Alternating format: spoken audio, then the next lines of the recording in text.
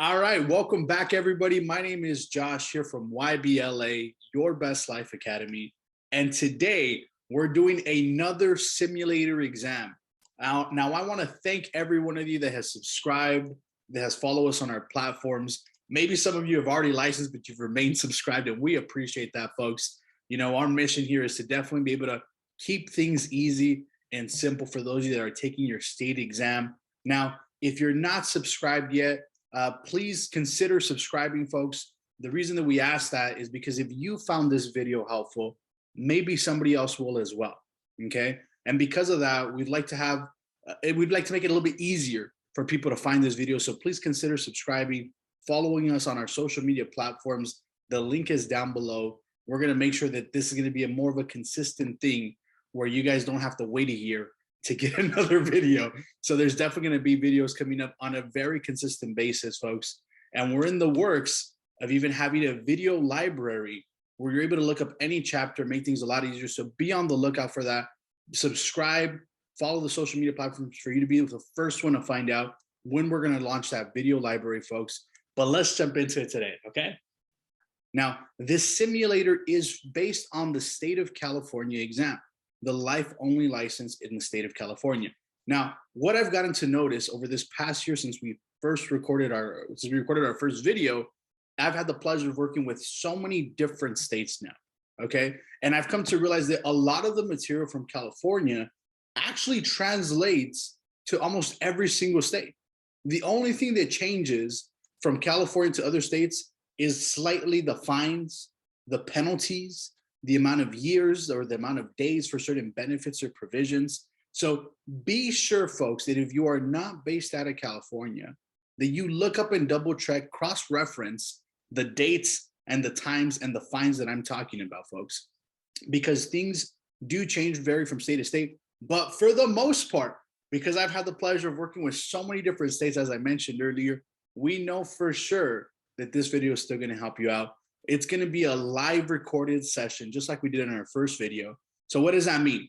The questions that are going to pop up right here on the screen, those are the questions that as you're watching the video, I say a question mark.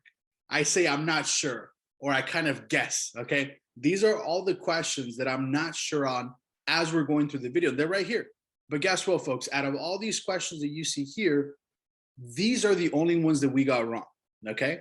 These are the only ones that we got. We got 7 questions wrong throughout the simulator exam. I'm going to go more into detail. Please, folks, like I mentioned, the audio will get cut off. The audio is cut off. There's not going to be an explanation on the questions that I got wrong. So if I explain myself and I say I'm not too sure or check to the end, it's not going to be at the end, folks, okay? Because I ended up getting the right answer. I'm only going to put at the end of the video the questions that I got wrong, which was those 7 that you saw here on the screen, okay, folks? Now, lastly, before we get started with this video, for those of you guys that actually watched the intro, I have a special surprise or present for, I guess, whatever you like to call it, okay? So during my video, there's an interruption that happens. There's a whole little commotion in the background, and it all occurs over something, okay? And I'm gonna make sure in the video, there's gonna appear the word of why the whole disruption occurred, okay? So for the first 3 people that comment the reason why there was noise in the background of my video, you're going to be earning a special reward. Send us a message, either put it in the comments or send us a direct message on any one of our social media platforms that are right there in the description, whether it's Facebook or Instagram, and we're going to make sure we reach out to you and let you guys know what the prize is. Okay, folks? So let's get started with the simulator, started on question number 1, okay? So let's start off with this first question. So the first question is, an agent wishes to sell variable life policies. What license must the agent obtain? So in this case, the key word that stands out to me is the word variable. So any type of variable product, whether it's life insurance or annuities, it's going to require you to have an additional license, that being the investment license. So if you notice, that's not an option here.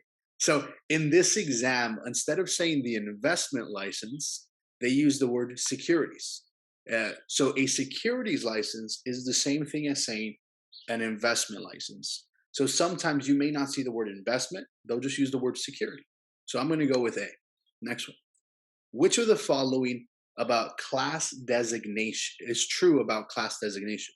Which of the following is true about class designation? So when I see class designation, it makes me think of beneficiaries. Okay.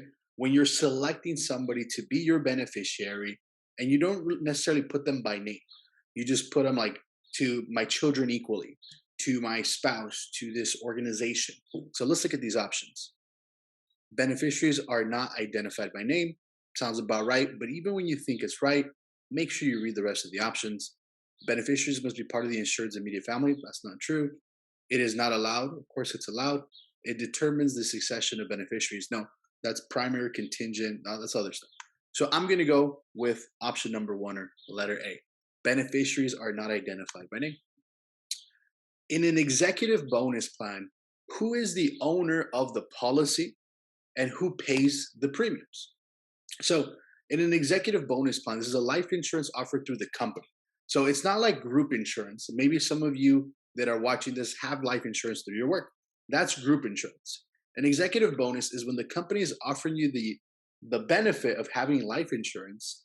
They're going to pay for it, but they're going to give you the money. So let's say your life insurance premium is $100. So instead of them paying $100 themselves, the company, they're just going to add an extra $100 to your check. And that extra dollars, that bonus that they've given you, is for you to pay for your life insurance. So who pays the premium? You do. So let's look at these options. Company is the owner. Not true. It's your own policy, it's your benefit. Executive is the owner. That's true. And the executive pays the premium. I believe it's that one. But let's read the rest. Company is the owner. Not wrong. Board of directors. Okay, perfect. So the correct answer that I'm going to be selecting is B. To which of the following products does the replacement regulation apply? So when you're replacing a policy, there's certain rules that you have to follow when you're replacing an existing plan or product. So to which of these does the replacement rule apply to? That's going to be whole life insurance. So whole life insurance is actually the first life insurance that was ever invented. Fun fact. Don't worry about it. It's not going to be on your test. But the first type of life insurance that was ever invented. So they're the OGs. They're the originals. So because of that, that's why they have more rules in place if you want to switch over to a different type of plan or product. So I'm going to go with the letter C. Which of the following is true about credit life insurance? So credit life insurance is when you have a creditor and you have a debtor. Okay, so a creditor is somebody that gives you credit. Let's just use a bank as an example. And a debtor is a person that gets in debt. So kind of like us as humans or as people, we all get in debt in some way, shape, or form, right? So you have the creditor, the bank, and you are the debtor, the one receiving the money. So which of these is true about that situation? In these plans, it's allowed, let's use the bank. Remember, the bank is a creditor. The creditor is allowed to buy a life insurance policy on the debtor, just to make sure that if the debtor doesn't pay back what they owe them, they're still going to get their money, even if you pass away.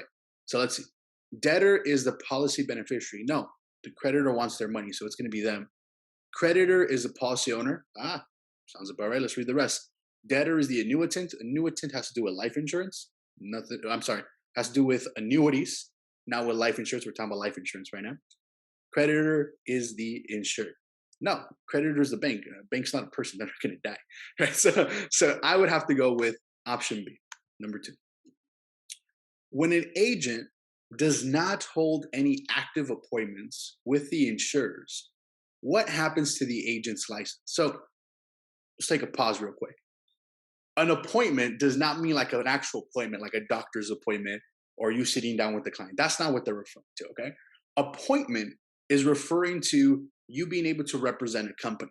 So when you get appointed or you have an appointment, that means you have been accepted or you are able to represent a company. Let's say you have Jake from State Farm, okay? Can Jake from State Farm sell you all state plans or Farmer? No, they can't, right? Because they are Jake from State Farm. They can only offer you State Farm. Their appointment is with State Farm, okay? Shout out to all those other companies. Endorsed. I'm just kidding. Listen, sorry, I'm already getting sidetracked already. We're gonna stay focused on this. But the reality is, folks, insurance is not the most fun topic. Okay, it's a lot of new stuff for a lot of us, folks. So hopefully this video We're keeping it simple for those of you guys that are actually watching every minute, right? So let's jump into 6, okay? When an agent does not hold any active appointments with with insurers, which means companies, what happens to the agent's license? Then they're not. It doesn't expire. Let's see. So it must be renewed with a new appointment. It expires. It becomes inactive. It must be returned to Department of Insurance. It becomes inactive. If you're not using if you have a license but you're not using it, you're not working with any company, it goes into an inactive status. How do you activate it again? You just go to the company and say, hey, I would like to work with you. I'd like to represent you guys. As long as they accept you, you go back into the active status. So I'm going to go with C. Which of the following types of insurance policies is most commonly used in credit life insurance? Didn't we just get a question about this a few questions ago? Absolutely, folks. So keep in mind, in this exam, as you're taking it, there's going to be a lot of questions or a lot of themes that are going to be carried over from question to question. So I mentioned that because a lot of people make the mistake of thinking, oh, I have to pick a different answer. It's a different type of plan. But a lot of this exam, it carries over into other questions. So back to the question at hand, which policy or which insurance is most used? That's going to be decreasing term, B. So think about when you get, remember we used the bank example, right? So let's say you got a loan from the bank to buy a house, your mortgage, right? So what happens to the balance of your mortgage, of your home, as the years go by? What happens to that debt that you owe the bank? Well, it goes down every year. It's going to keep going down to eventually it reaches zero. So which type of plan best fits that the balance of your home or what you owe a creditor is going down? That's going to be a decreasing term, an insurance policy that goes down as the years go by to match the debt that you currently have. Number 8, when an individual purchases insurance, what risk management technique is he or she practicing? So that we have something called the methods of handling risk, how to protect yourself from it. So when you buy insurance, who pays for an accident? You or the insurance company? With the insurance company. That's why you bought an insurance policy, right? So you are transferring. So I'm going to go with C. You are transferring the risk to the insurance company. Number 9, a corporation is the owner and beneficiary of a key person life policy. If the corporation collects the policy benefits, then what needs to happen? So we're focusing on a key person or a key employee life insurance. When somebody is so important to the company that they are actually allowed to have something called insurable interest, where they can buy a life insurance policy on that said employee. Let's say you're a heart surgeon and you're the best one in the world. So if you were a heart surgeon, then the hospital, if you're the best one in the world, they would consider you a key person because people come to that hospital to meet with you. They have heart conditions, right? So if something were to happen to you, it's going to affect them. So in that instance or that example, they are allowed to buy life insurance on you. So let's see, the IRS has no jurisdiction. The benefit is received as taxable income. The benefit is received tax-free. The benefit is subject to an exclusionary rule. I'm going to choose C because that's how life insurance works. Life insurance works in the way that what you receive is going to be tax-free. The caveat or the condition that's going to be set is that money that they receive, because it's tax-free, they can only use it to hire or train a replacement. Because if not, these companies or these organizations will buy a $20-30 million policy on somebody. They die. They use $1 million to replace that person or train somebody else. Now they got an extra $10 million. They don't want that. So because of that, that's why they put that rule. Yes, it's going to be tax-free, but the rule is you can only use that money to hire, train a replacement, or pay for overhead expenses like rent, light, employees' wages, things like that. We want to number 10. All of the following are true regarding the guaranteed insurability rider, except, time out. Let's take a second here, folks. You are constantly going to get questions with the word except. So it's important now. This is a technique that I've always used, and I encourage you guys to use it if you don't already use it. When you see a question, especially when it has except, I recommend for you to take a pause. If you're like me, take a deep breath, I got to focus. I got to pay attention to this question. Because anytime you see the word except, It means the opposite. So you're looking for the opposite of what the question is saying. So here the question is asking about all the following are true. So the word except makes it the opposite. So which of these is the lie? That's basically what you're looking for. You're looking for the lie on the benefit on the rider called guaranteed insurability. So let's look at these options. The insured may purchase additional coverage at the attained age. That's true. The insured may purchase additional insurance up to the amount specified in the base policy. Absolutely. It is allowed. It allows the insured to purchase additional amounts of insurance without proving insurability, only as specified. True. This rider is available to all insureds with no additional premium. That is not true. So one of the things with riders is that they're called add-on provisions. They're add-on benefits. You have to pay to get that benefit. That's the whole point of a rider. It's like when you buy a car. Does every single car you buy have a GPS system? No. Can it have a GPS system? Yes, it can. But does it cost more? Yes, it does. That's what riders are. They're things that you can add on to your policy, your existing plan, or the plan that you're about to buy to have these extra benefits. Just like in a car, you're adding these extra features on.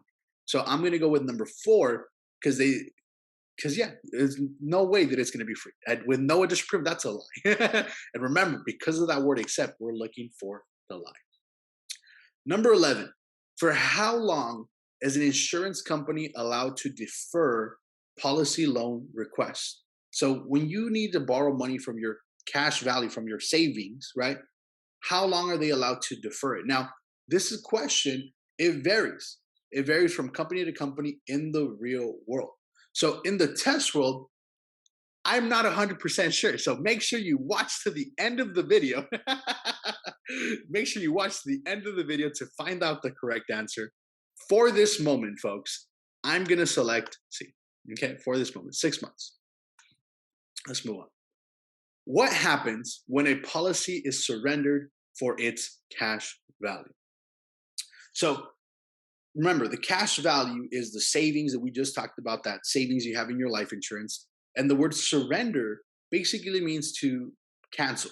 You give up, right? Surrender. So you're basically canceling your plan and you're liquidating everything. You're taking out all the money. So what happens when the policy is surrendered for its cash value? Let's see. The policy can be converted. Policy coverage ends, the policy cannot be reinstated. Coverage ends, but the policy can be reinstated anytime. By the way, put down in the chat, like if I'm going to be making more of these videos, would you rather me just be quiet and not read out the options? Because I know some of you guys are probably listening in right now while you're doing something else on the way to work or something like that. So you're probably just listening in. Let me know if that's distracting to you guys so that I make sure for the next videos coming up, I do not read out the options. I just give you guys the answers up front. So I'm going to go with number 2. Okay. So when you're surrendering, you're canceling the policy. Of course, the coverage ends. You don't have insurance. You just canceled it. You surrendered it. And you cannot reinstate it. You can't get it back. Once you cancel something, you can't get it back at the same rate. You voluntarily cancel. That's what surrender means. You chose to do it. So if you go, you know what, I changed my mind, I want the policy back. No, you're going to have to get a new one now because you voluntarily canceled. You surrendered the plan. So I'm going to go with number 2B. An insurance agent who commits a repeated violation of the insurance code with respect to the insurance replacement will be liable for what? So important to know that it's repeated, okay? That's going to change the answer. There's a fee when it's your first time, and if they continually do it specifically towards the replacement, then that fee's going to go up. So here, pay attention to this as well. Who's the one committing the violation? Here it's saying the insurance agent. In your exam, they can say the insurer, which is the company. See, when a person or an agent commits that violation, there's a certain fee, right? When an insurance company does it, there's a different fee, okay? So there's a lot of little moving parts in this one question alone, okay? So we're focusing on the person, an agent. They're repeating it. They're doing it over again. So they've already been warned once. So it's going to be a different penalty now. And it's for the replacement. So what's the fee for the replacement? I'm going to have to go with C. The administrative penalty of no less than $5,000. It's going to be a minimum of $5,000. and no more than 50,000 per violation every time they continue to do that. Okay. When it's your first time, it's 1,000. If you're a person, if it's a company, it's more. But when you continually do it, I'm going to have to go with C. Number 14, an internal revenue code provision that specifically provides for an individual retirement plan for public school teachers is known as a what? So normally, a lot of us here have heard of a 401k, which is some sort of savings plan that companies offer nowadays. Not anymore as much as they used to, but they offer that type of retirement plan. So when you work for a public school, so it's going to be different. They don't call it a 401k. They call it a 403b.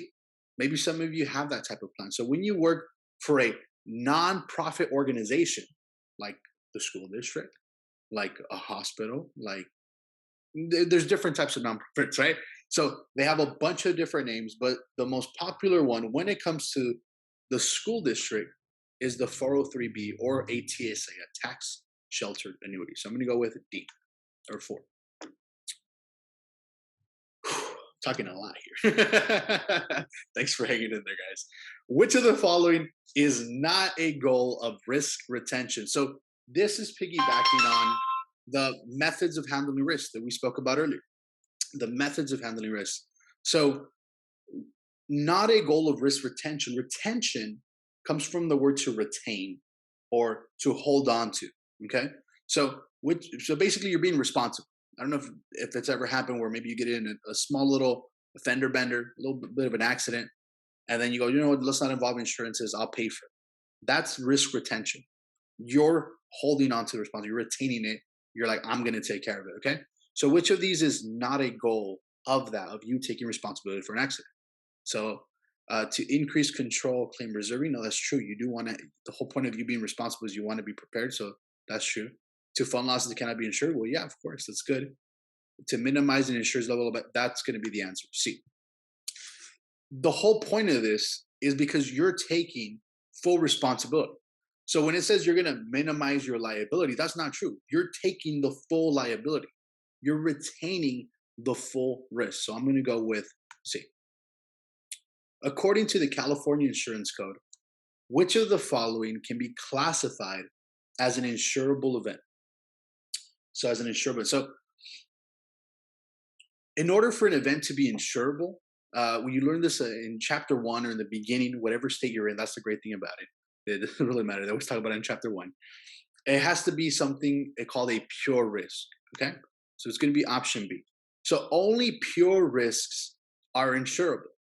Why would you insure something that you're not too sure of, like a speculative or unpredicted or an extreme level loss? Why would a company take that type of risk?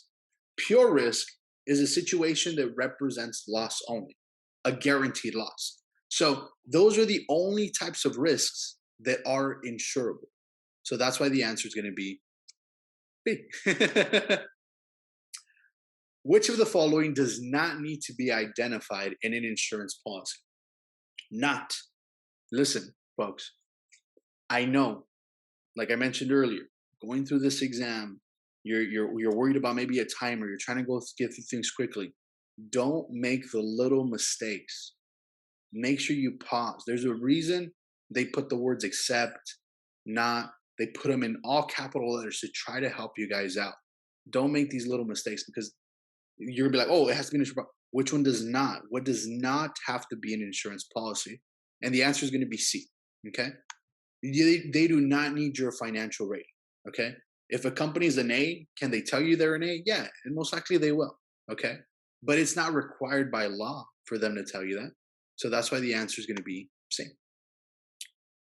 An annuity owner dies during the accumulation period without naming a beneficiary. Ooh. Annuity's cash value exceeds the premiums paid. Which of the following is true? Okay. So during the accumulation period, while you're saving up money in your annuity, everybody's allowed to have a beneficiary. But this person, unfortunately, didn't list somebody. Okay. And the amount of money in the account is higher than what they've paid.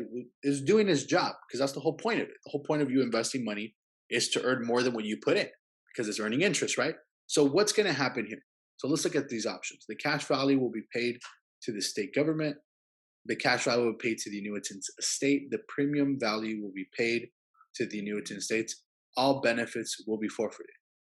Make sure you watch to the end on this one. This one's a question mark. So what's making sense for me at this moment, there's a benefit called the common disaster provision. So for the most part, in the test world, because remember, test world is different from the real world, I would have to say two. It would go to the estate. In the real world, it would go into probate. But for this exam, I would have to go with number two. Let's see at the end if I was right. When a life insurance policy stipulates that the beneficiary will receive payments in specified installments for a specified number of years, what provision prevents the beneficiary from changing or borrowing from the planned installments? Wow, that's a mouthful. So basically, this question is saying, your beneficiary, you're giving them a certain amount of money for a certain amount of time, okay? That person cannot change it. What prevents them from changing or borrowing? I need more money, or I want so-and-so to get the money now. That would be the spendthrift provision. It says it in the name. Spendthrift provision offers two separate benefits, okay? I don't know what the heck happened there. That's how you know it's real. It's a lie, right? Sorry, guys.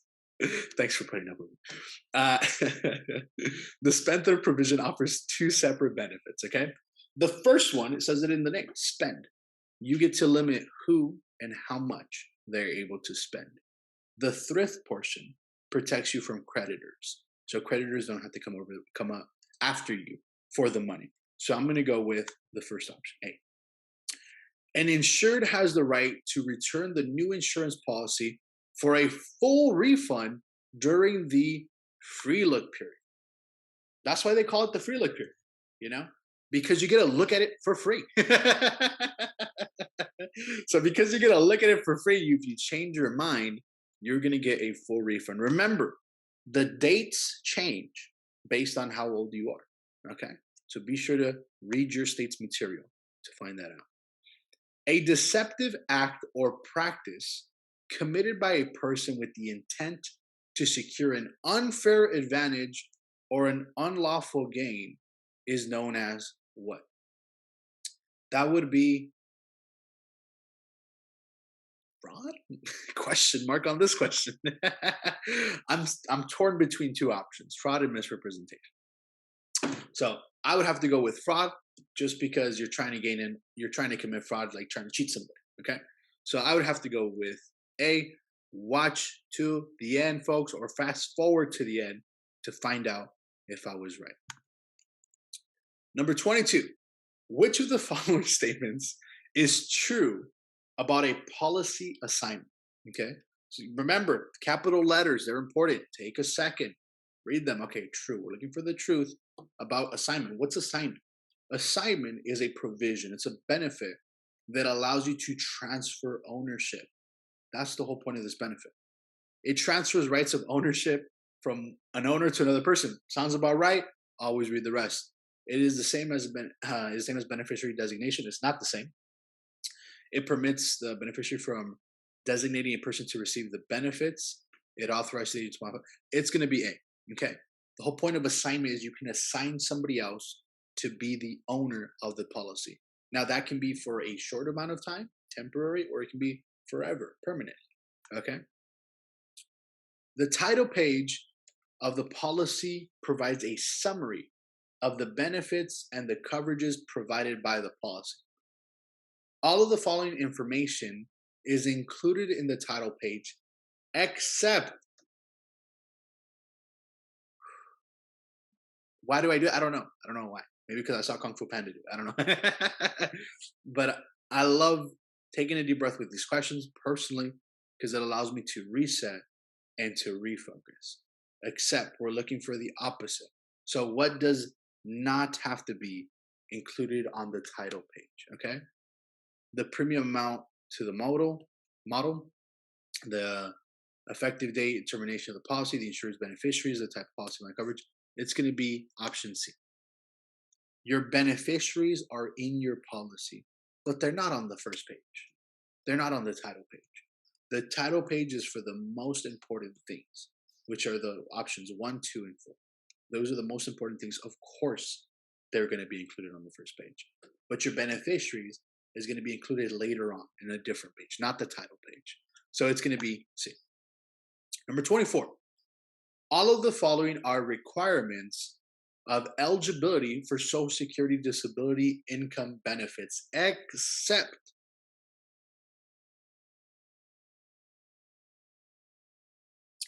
number 25. The protection of the insurer from adverse selection is provided in part by, so adverse selection is what allows people that maybe have an existing medical condition, maybe have poor health, people that are riskier, they have a higher exposure to risk. It gives them the opportunity to still be able to buy insurance. That's what adverse selection does. So the protection from that is provided thanks to a profitable distribution of exposures. That's what's going to help them out. A profitable distribution of exposures. Because why? You have good risks, you have preferred risks, and then you have the not so good risks, which are the adverse selection. So that's what protects it. So it's going to be option A. Number 26. Which of the following best describes the policy non-renewal?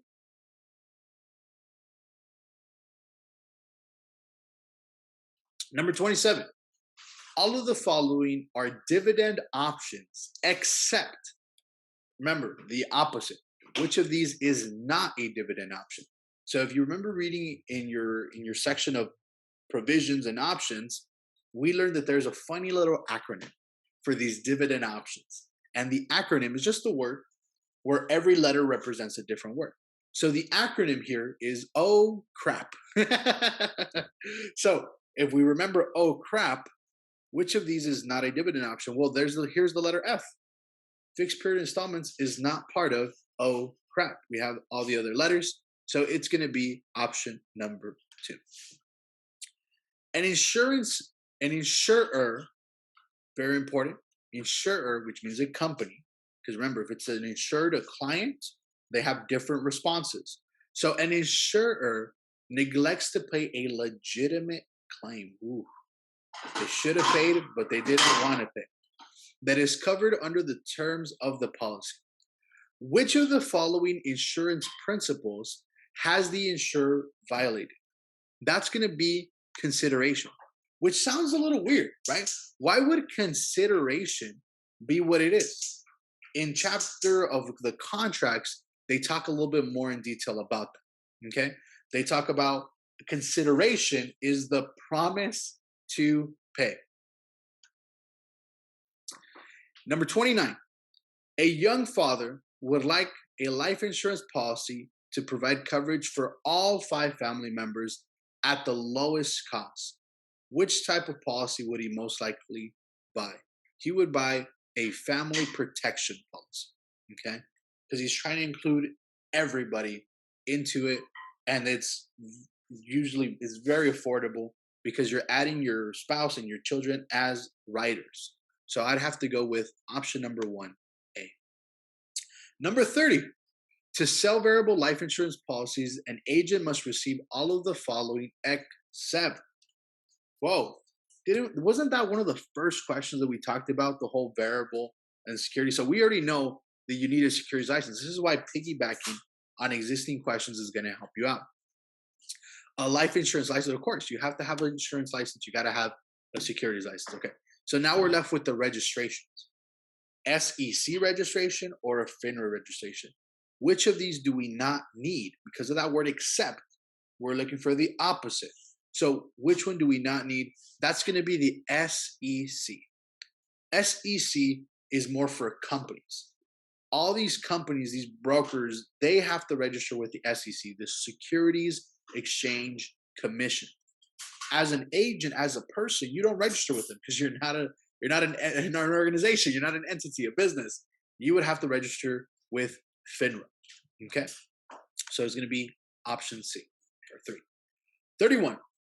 Whose responsibility is it to make certain that an application for an insurance is filled out completely and correctly? That is the responsibility of the producer, the agent, the person there with you. Of course, you got to make sure that the company can do it. It's not the applicant's job to tell you how to do your job. You, as the agent, the producer, because you're producing business for the company, you're the one that has to make sure everything is filled out completely and correctly. Number 32. Which of the following is a key distinction between variable whole life and variable universal life products? So they're both variable. So the difference is we're going to be found between whole life and universal life.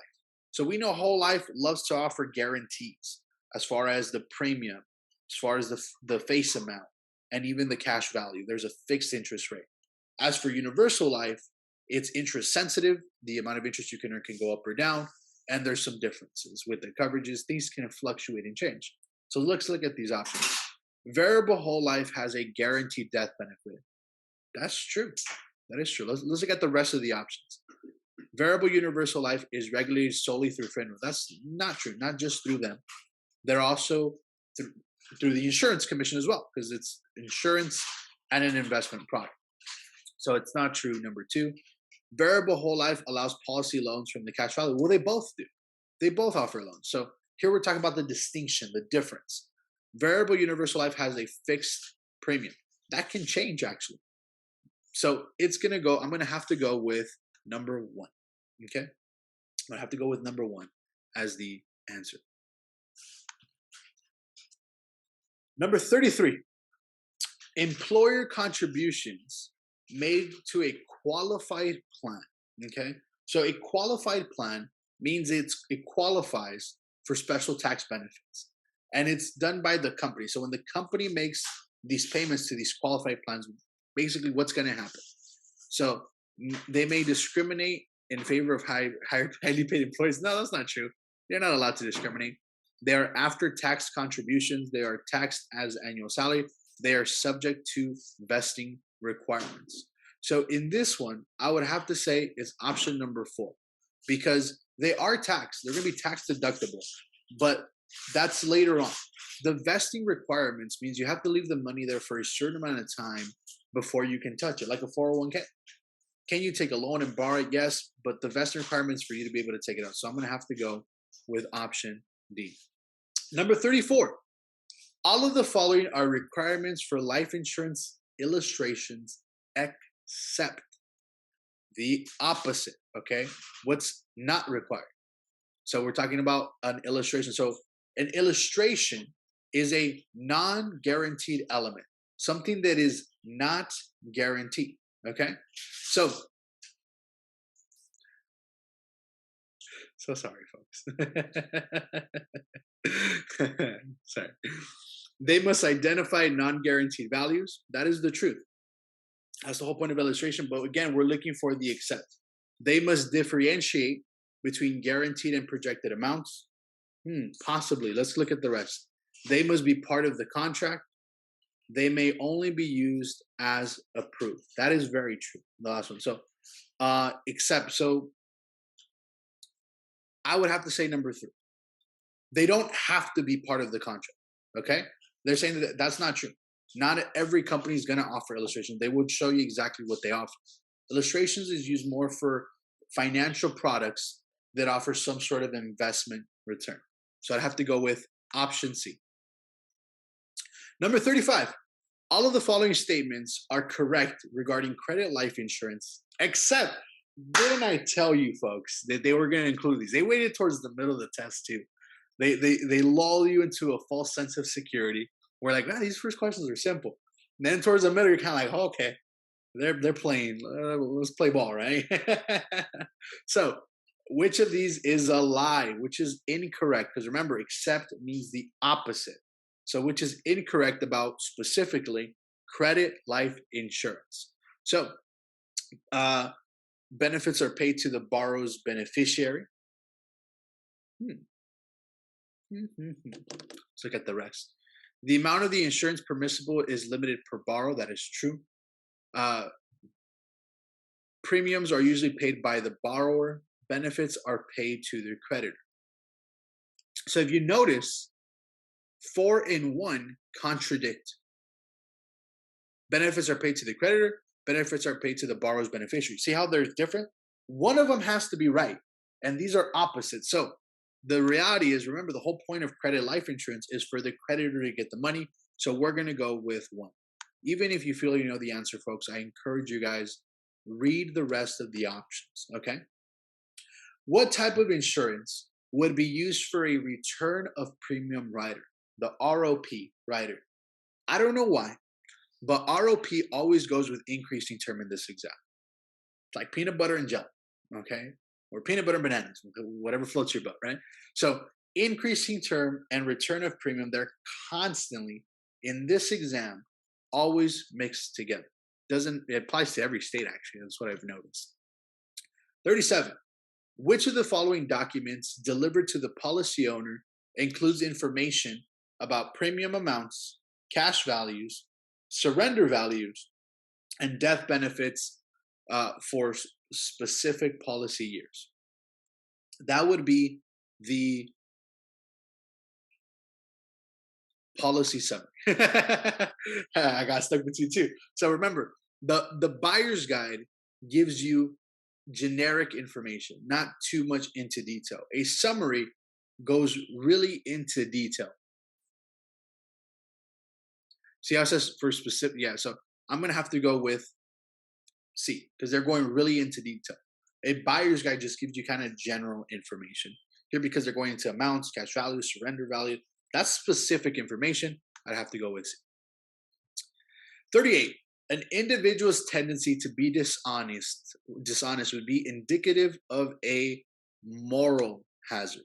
So remember, moral hazard, it means you lie. Okay, it has to do with our morals. So what is one of the things that a lot of us learn early on? That you shouldn't lie. Okay, so I'd pick number C. Number C. Option 3, letter C. The waiver of cost of insurance rider is found in what type of insurance? That would be universal life. Universal life is the only life insurance policy that can offer this specific rider. Number 40. We already hit past the halfway point, folks. We're almost there. An annuitant dies before the effective date of a purchased annuity. Assuming that the annuitant's wife is the beneficiary, what will occur?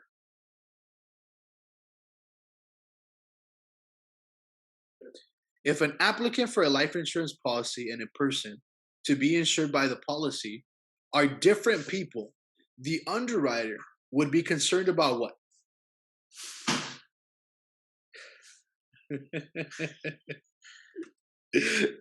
So, I'm sorry, folks. I gotta reread that question. If an applicant for a life insurance policy and a person to be insured by the policy are two different people, the underwriter would be concerned about what? That they have insurable interest. Okay? There has to be a reason in which you buy life insurance on somebody else. And that reason is called insurable interest. You have to have a valid reason. So you can buy insurance on your family, on yourself, your business partner, a key employee, key person. Creditors can buy on debt. So that's allowed. Okay. Can you just go buy a life insurance policy on your neighbor? No, that's not allowed. You can't do that because you got to have insurable interest, because insurance companies, because this money is tax free, you don't pay any tax on it. They don't want people to just make profit off of people passing away and dying. That's why you got to have a legitimate reason to get the money. Number 42, an insurer received a claim on May 1st, and on May 31st, the claim was approved in its entirety. By what date can the claimant expect the payment? By when do they have to receive the payment? They could expect it by June 30th. So check back on me on this one, okay? Not 100% sure on this one, folks. I'm not sure if it's 15 or 30 days. I'm going to say it's 30 days just to be safe. Number 43, which of the following best describes what the annuity period is? So There's two phases or periods in an annuity. You have the accumulation period and you have the annuity period. Accumulation is when you're accumulating, you're saving money. Annuity period is when you're liquidating, when you're pulling money out from the account. So that being said, let's look into these options. The period of time from the effective date and the contract date to its termination could be right. Let's look at the rest of the options. The period of time during which an accumulated money is converted into income payments could be right as well. See, we're looking for the one that best describes it. So the period of time from which accumulation period to the annuitization period, the annuity period is already the payout period. The period of time during which money is accumulated, that's no. So let's re-look into options 1 and 2. The period of time from the effective date of the contract to the date of termination, the period of time during which accumulated money is converted into income payments. We're going to go with option number 2, the letter B, and I'm fairly confident on this one, folks. So the whole point of it, like I said, annuity period is the payout period. In these questions, it very rarely happens on your real test, but it does happen. When you get two options they could be right, they're fairly similar, okay? Always go for the one that goes more into detail. It's like saying, Josh is wearing a shirt. First off, thank goodness I'm on YouTube wearing a shirt, right? Thank goodness. But if I say Josh is wearing a striped shirt, they tend to like the one that's more in detail, even though they're both right. So in this situation, I'd have to go with B because it's a little bit more in detail. Number 44, which of the following is another term for an authorized insurer? So they're authorized, they have authority, they've been admitted, okay? Here we're talking about an insurer, a company. Remember, folks, if this would have been a person, it would have been licensed. Since we're talking about a company, they are admitted into a state to do business. They are authorized to do business in a state. Number 45, the insured provides a proof of claim to the insurer, to the company. Moving on to number 46. Which of the following would not be considered a form of direct response marketing? So direct response marketing is advertising, really any type of advertising, okay? So the reason they call it direct response is because if you want more information or you want that product, what do you have to do? You have to call it. You have to respond directly to the ad. So if you see a billboard and you want to call that number or go to their website, that is direct response. You're responding directly, okay? So an insurance company's commercial, of course, I would have to say B. Let's read the rest though. Newspaper, again, ad. A circular mail to the cities, right? Yep, because they have to respond. If you're in the insurance company's office and you see a sign, that's not direct response because you're there already. The other forms, ads or mass media advertisement, those are going to be direct response because you got to call in to get more information. You're already there in the office. So I would have to say option number 2. Number 47. In case of a loss, the indemnity provision in insurance policies. So indemnity is a very popular topic here in the California exam, folks, and it has been mentioned in other states as well. So indemnity, it means to make whole again, or to restore, or reimburse, or return something to its original value. So it allows the insured to collect 20% of the actual loss? No. Pays the insured a percentage of the loss above and beyond? No. Restores, they use that word here. Restores, it's going to be option number 4, okay? In the state of California, who selects the insurance commissioner and for how long, okay? So this is a California-specific question. If you're not in the state of California, don't worry so much about this question. So I believe, if I'm not mistaken, check back with me, all you California folks. I believe it's number 1. It's through a general election. And it's kind of like the presidency. You can't serve more than 2 4-year terms. Number 49. An investor buys a life insurance policy on an elderly person in order to sell it for a life settlement. This is an example of a what? This is going to be an example of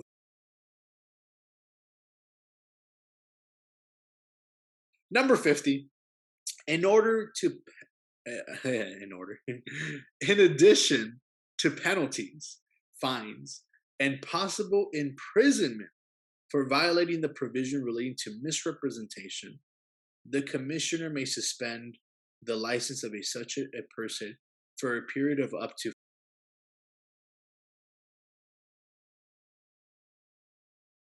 Number 51.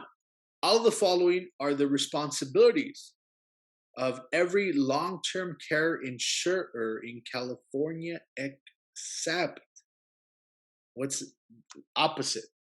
What's not a responsibility? Let's see. Establish marketing procedures to ensure excessive insurance is not sold or issued.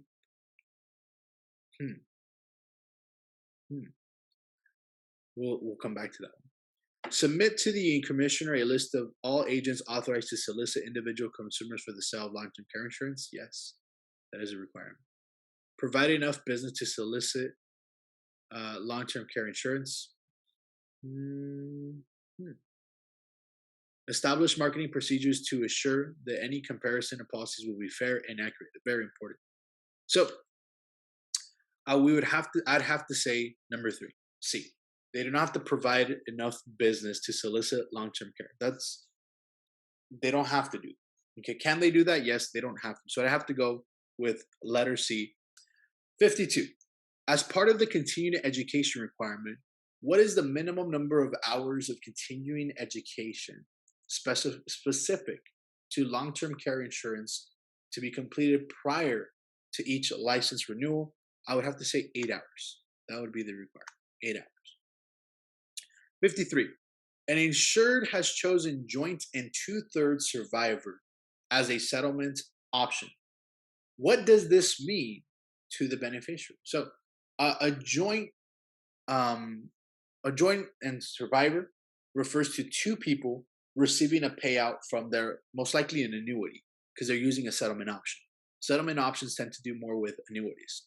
So you have 2 people receiving a check from this retirement plan, from this annuity, right? So join in 2/3 because you have 2 people receiving the money. The way that it works is that when one of them passes away, the survivor receives 2/3 of what they were originally receiving. So let's just say, for example, you're getting $900 a month as a couple, 2 people, because it's joint and survivor. So $900 every single month. One of them were to pass away, the surviving person gets 2/3. So now the surviving person would receive $600. So let's look at these options that best describes that. One of the beneficiaries receive 1/3 of the other 2/3 of the proceeds when the insured dies. It's for monthly. It's not like a full lump sum. So the surviving beneficiary will continue to receive 2/3 of the benefits paid when both were alive. There you go. That sounds right. Let's read the rest. The beneficiary will only receive 2/3 of the lump sum up front, nothing to do with lump sums. Beneficiary will receive 2/3 of the total benefit with the final. No. So the correct answer is going to be B. 54. If a consumer requests additional information concerning an investigative consumer report, how long does the insurer or reporting agency have to comply? Where they're going to have to respond like, hey, so they ran a consumer report, they found some certain information. How many days do they have to respond? Question mark on this one. We're going to come back to it to the end of the video to look into it. For now, I would have to say 5 days. Okay. Why 5 days? I don't know. I would just say 5 days. Which of the following is not true? Not true regarding the accumulation period of an annuity. Okay, so which one's the lie? Remember, accumulation period, you're accumulating, you're saving money. So which is not true? It is also part of the pay-in period, also known as the pay-in period. Of course, it is. It would not occur in a deferred annuity. I don't think it's that one. We'll come back to it. It is the period during which the annuity payments earn interest. Absolutely true. It is the period over which the owner makes payments into an annuity. So I'd have to go with 2, because it doesn't matter if it's an immediate or a deferred annuity. They both have accumulation periods. So it'd have to be 2. So it says it would not occur, right? 56. What does liquidity refer to in life insurance? Liquidity or liquid, it means you're able to pull out money. So the death benefit replaces the assets that would have accumulated in the insurance had not policy. The policy owner receives dividends checks each year. Well, dividends are not guaranteed, so that's not really considered liquid.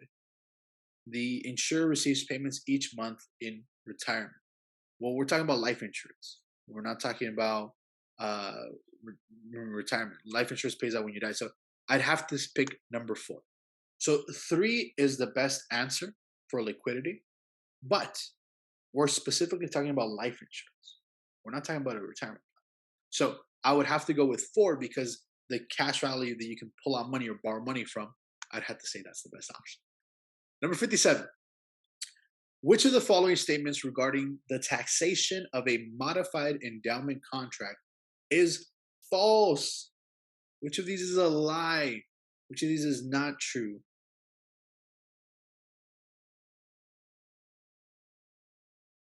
$58. An insurer who engages in an insurable event. That's not what it says, folks. You guys can read. I apologize. An insurer who engages in the insurance business and violates the code with respect to the insurance replacement shall, on the first violation. Remember, we got a question similar to this a few questions ago. Who are we talking about here? We're talking about the insurer now, the company, and it's their first violation. That would be a $10,000 fine. Okay, so we talked about it being different for an agent versus a company. So I would say it would have to be A. 59. Which of the following is true about the 10-day free look period in a life insurance policy? So we're looking for the truth, so it's in capital letters, and the free look period. It applies only to term insurance policies. It is optional on a life insurance policy. It begins when the policy is delivered. It begins when the application is signed. It begins when the policy is delivered. How can you look at a policy if you don't have it in your hands? If it was never delivered to you, right? So those 10 days begin when the policy is delivered. We got 15 more questions, folks. So we're doing great on time. As far as the time that you see. So which of the following is not fundable by annuities? Okay.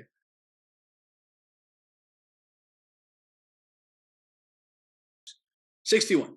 What is the term for a sales campaign conducted through the mail? We just talked about that. Direct response. A lot of people would have picked A, direct mail, right? Because they're going through the mail. Remember, it's called direct response because they're sending it to a bunch of people. And if you want the information, what do you got to do?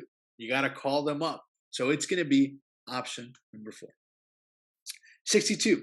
What is the purpose of a fixed period settlement option? So settlement option has to do with annuities. Fixed period, when something is fixed, it's guaranteed or it's going to stay the same. And period, we know, means time. So it's locked in for a certain amount of time. To provide guaranteed income for life? No. You pick period, so it's for a certain amount of time. To provide a guaranteed amount of money each month? No, that's fixed amount because it's every month. To provide a guaranteed income for a certain amount of time? Sounds right. Settle an insurance company's liabilities. No, it would have to be option 3, where you guarantee income for a certain amount of time, fixed period. In a survivorship life policy, when does the insurer pay the death benefit? So we have joint life and survivor life, very popular to be asked about in exams. The survivorship life pays out when the second person dies. Also, when it's last to die. Okay? So you have 2 people with one policy. First person dies, does not pay out. When the second person dies or the last person dies, they pay out the full amount of insurance to a third party, to somebody else. 64. All of the following statements are true of a non-qualified retirement plan, except opposite. Which of these is a lie about the non-qualified retirement plan, which is not true about a non-qualified retirement plan? So increases of funds are not taxed until received. So non-qualified, there is no Yeah, they're tax deferred. So so we're looking for the lie. Contributions grow tax deferred. That is true. They do not qualify for special tax treatment. That's true. That's why they're called non-qualified. They don't qualify for special tax treatment. Contributions are tax exempt, so they're excluded from taxes. So it would have to be 4. So the qualified retirement plans, those are tax exempt or tax deductible for you. So these accounts, since they're not, so because they're non-qualified, they don't qualify for special treatment with the IRS, like you saw in the option above. That's why I have to say option number 4. Number 65. Under a straight life annuity, if the annuitant dies before the principal amount is paid out, the beneficiary will receive what? The answer is nothing. The point of a straight life annuity is it guarantees you a check for the rest of your life. Soon as you die, that's it. So the upside is if your money reaches 0, there's no more money in the account. Do you still get a monthly check? The answer is yes. Of course you still get a monthly check. That's what it's called straight life annuity or a life annuity option, right? Even though there's still money in the account, you don't have to pay for it. There's nothing because there's no beneficiary allowed in these situations. There's other options, but we're not going to talk about that right now. Let's stay on the task at hand. An insured receives an annual life insurance dividend check. What term best describes this arrangement? That would be a cash option.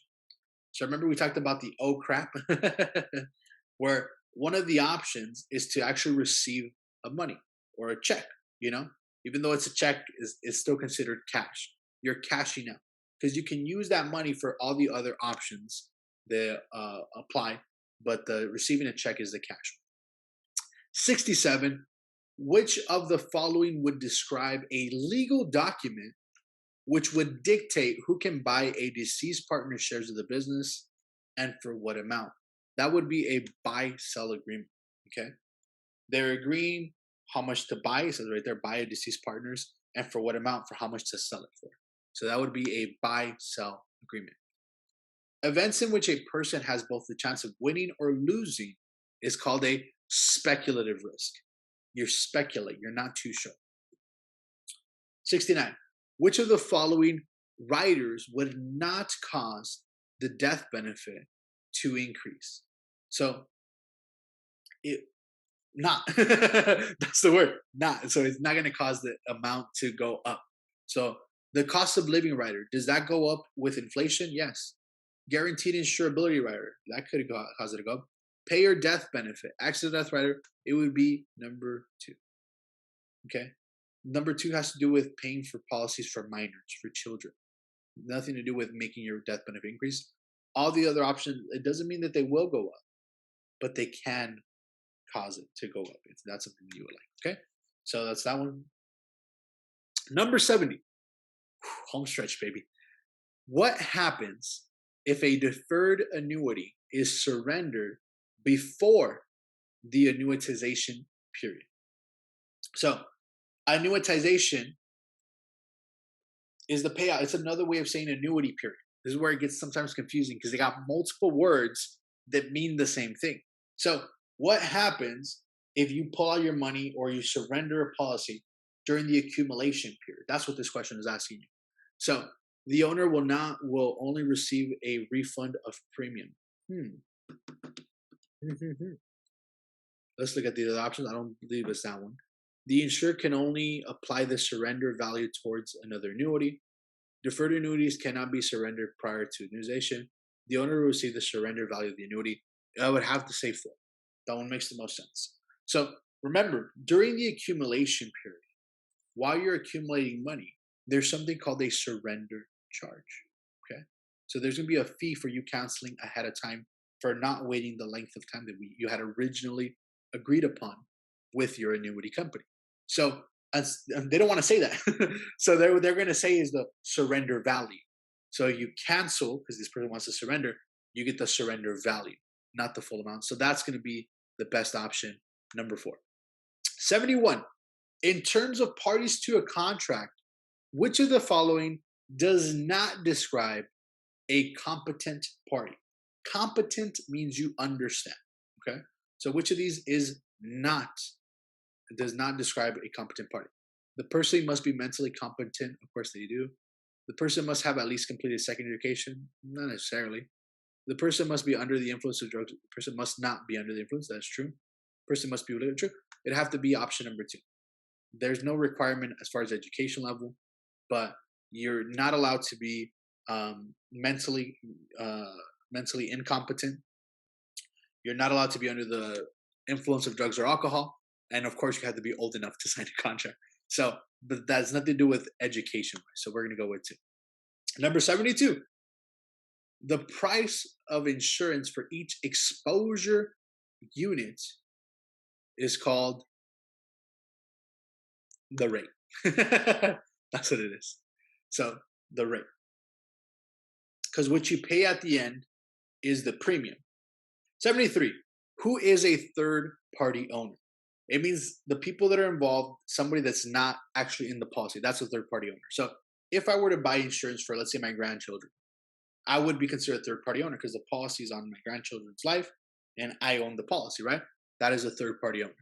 An insurer who issues a policy for 2 people, no. An employee in a group policy, no, because you have a policy for you. An irrevocable beneficiary, a policy who is not insured. We just talked about it. That's option number 4. Number 74. A risk of loss may be classified as what? Pure risk and speculative risk. So risk is only classified under those 2 things. And it's funny because we've gotten prior questions about this. So even if you weren't too sure, you could have piggybacked on what we talked about earlier. Last question, folks, and then we have the big unveil on which ones we're going to go over, which ones I got wrong. So 75.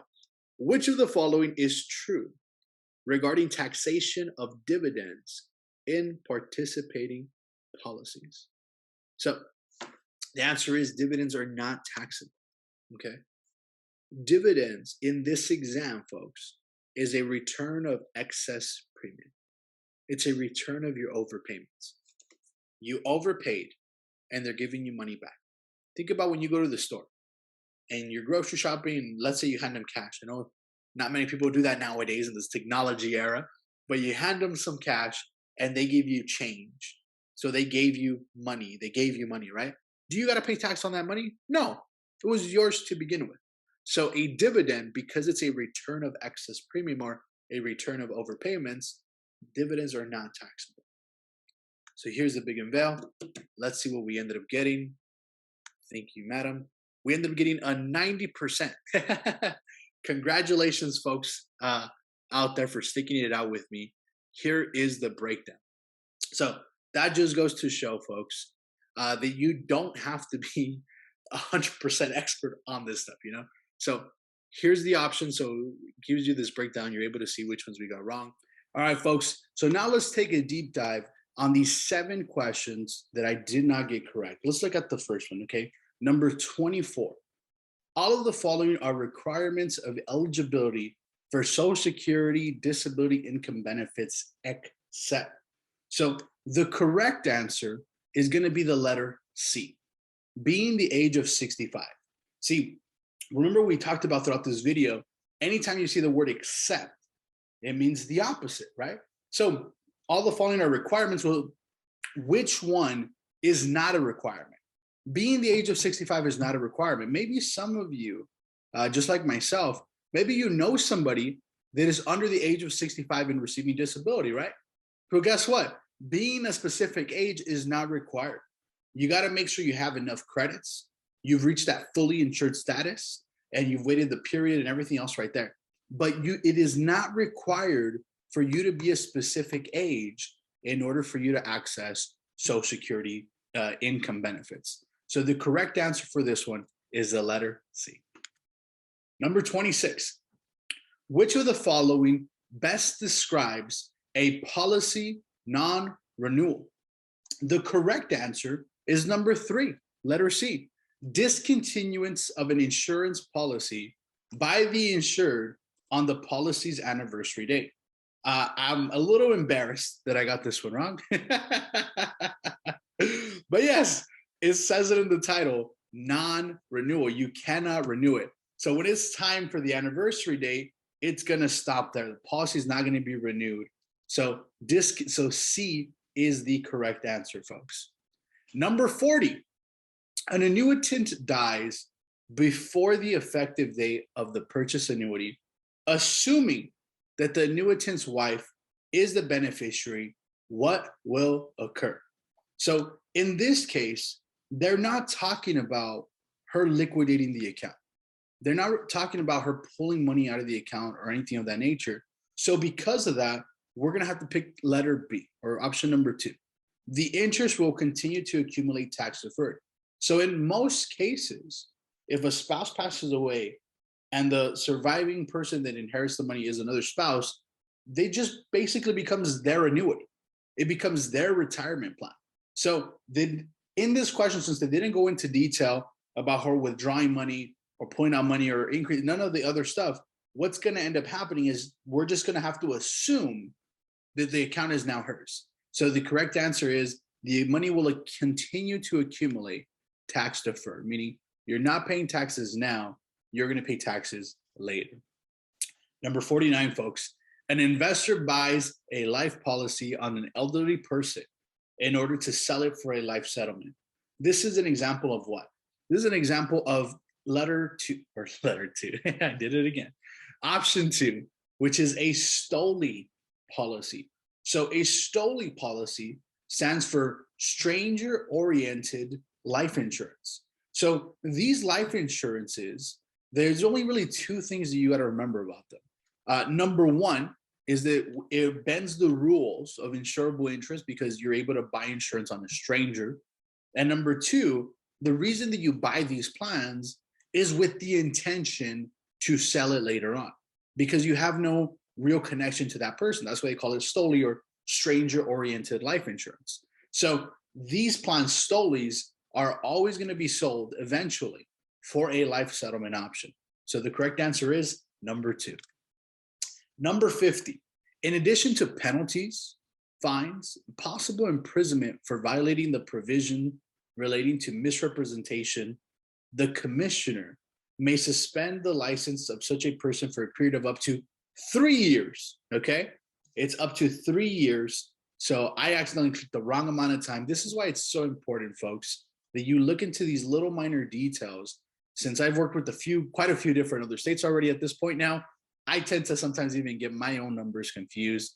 But as you saw, you don't have to be so much of an expert. I mean, there were 15 questions that I wasn't too sure about, but look at the score we ended up with, all right? Number 57, gosh, this one's a bad one. I can't believe I got this one wrong. Yeah, so let's read it. Which of the following statements regarding the taxation of modified endowment contract is false?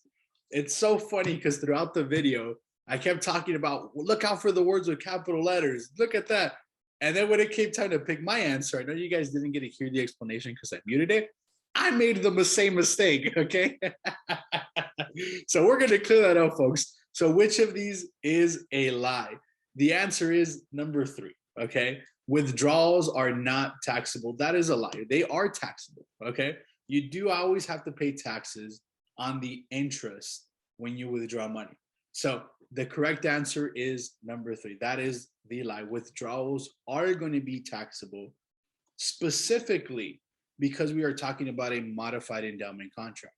We would have been talking about a different contract, it would have been a different story. But for modified endowment contracts, they are taxable. And if you look at it, 1 in 3 contradict. Remember, anytime you have 2 options that contradict, one of them has to be the right answer because it can't be the same thing. They contradict each other. So here the answer is number 3. Number 60, the last one that we got wrong was which of the following is not fundable by annuities? So you cannot use an annuity to pay for it, to fund something, okay? And the correct answer is death benefits. Now, this was a little tricky just because of the fact that in the real world, there are some differences. There are some options for you to have a death benefit on your annuity. But because this is the test world, because remember, test world is different from the real world, you're going to realize that it does not fund the death benefits. That's going to wrap it up for today's video, folks. Thank you so much for watching to the end.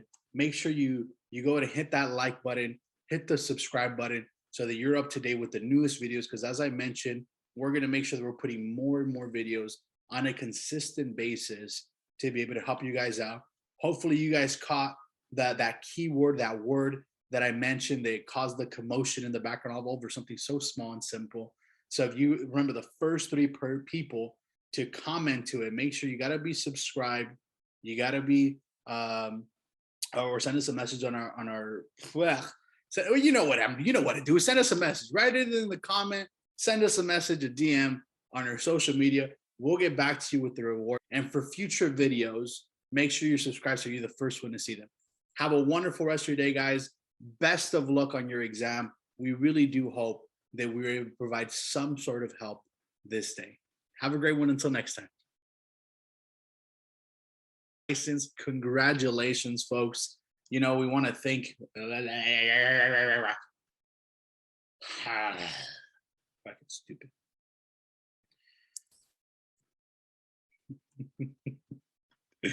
An idiot. Okay. Possibly. Yes. No. I don't know. So, question mark. If you're still watching this video, you're like, man, this guy does this a few times.